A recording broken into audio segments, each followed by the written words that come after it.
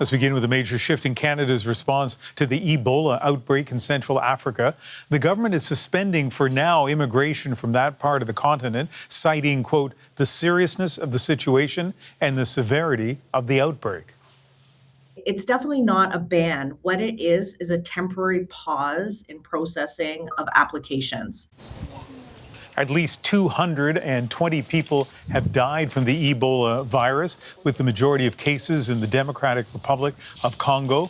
The World Health Organization says the outbreak is of international concern. 48 countries, including Congo, will play in next month's World Cup. Today's rule changes put a pause on the processing of visa applications from 3 countries in Central Africa: Congo, Uganda, and South Sudan.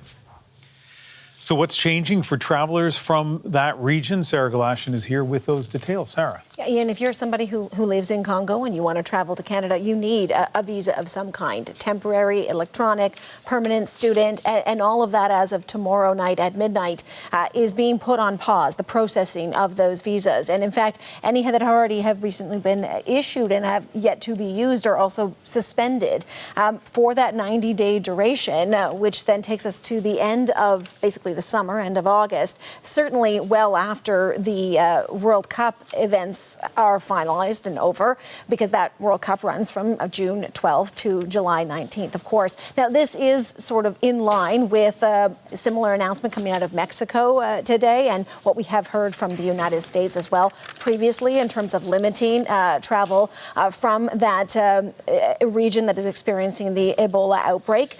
Right now, the World Health Organization and local officials estimating that the number of cases is somewhere around 900 in Central and East Africa, as well as 223 suspected deaths since that outbreak was declared. Additionally, now Canada is also going to be requiring anyone who has traveled in that region, Canadian citizen, not Canadian citizen, if you've been there within 21 days arriving into Canada, you will have to quarantine for 21 days, and saying that if the individual doesn't have a safe place to quarantine, that one would be provided. The health minister at this announcement, part of her explanation for the need of the changes was this. The response we are putting in place is aligned with US and Mexico, because we said we were taking a regional approach, particularly in the context of FIFA.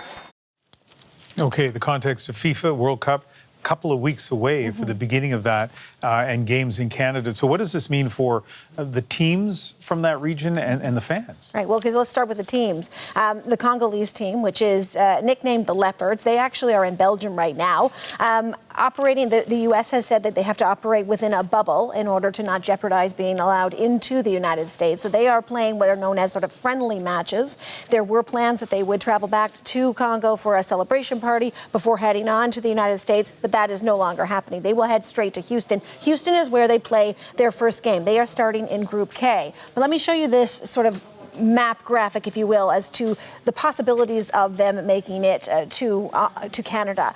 In Group K, if they are runners-up in Group K, they move on to round 32. That's in Toronto. Now, before that, they're going to play Houston, Guadalajara, and Atlanta.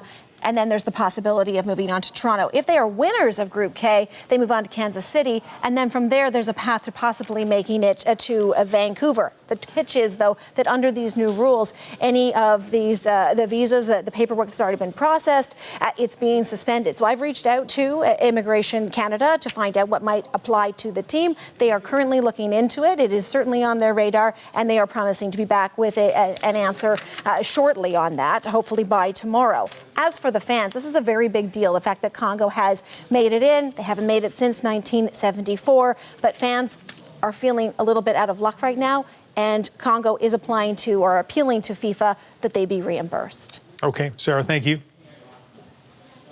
Okay, let's stay on this topic and bring in Dr. Isaac Bogosh, an infectious disease specialist at Toronto General Hospital. And Dr. Bogosh, the Canadian government, as you know, requiring travelers from Central Africa to isolate for 21 days starting Wednesday. They're putting a pause on visas from that part of Africa. What's your reaction to that?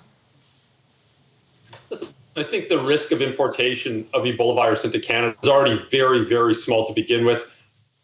Lowers the already small importation. And in the very rare case of an imported Ebola virus case, the risk of subsequent transmission would be extraordinarily small given the isolation. It's very important, though, that we don't lose sight of the bigger picture and the task at hand, and that is support the outbreak response in RC. We should be pouring in our efforts to help the countries and coordinate with the other countries with the outbreak response, because that, A, it's the right thing to do, and B, it'll also reduce the risk of imported cases to Canada and elsewhere in the world. Yeah. Well, we have a little bit of trouble there with the audio, but I want to stay with it because it's important. And I do want to ask you specific questions about the risk to people in Canada, especially with the World Cup. But before we get there, let's underscore the really important point you make. And it's a question that I've asked other infectious disease doctors over the last couple of weeks. For compassionate Canadians who care about these kinds of things, what should we be doing? Is there anything we can be doing in Canada to help? Yeah, I mean, I think this is really going to be more of a governmental response and a Public Health Agency of Canada response. We have resources, we have expertise, we have infrastructure, and we have funding. And I think we can dedicate a lot to the outbreak response. This is a big outbreak. There's tons of challenges with this, including the geography, the type of virus, the security situation. A lot that Canada and Canadians can offer in the outbreak response. And I don't think we should lose sight of that. That should be the number one priority. It's the right thing to do. And of course, it's the ethical thing to do.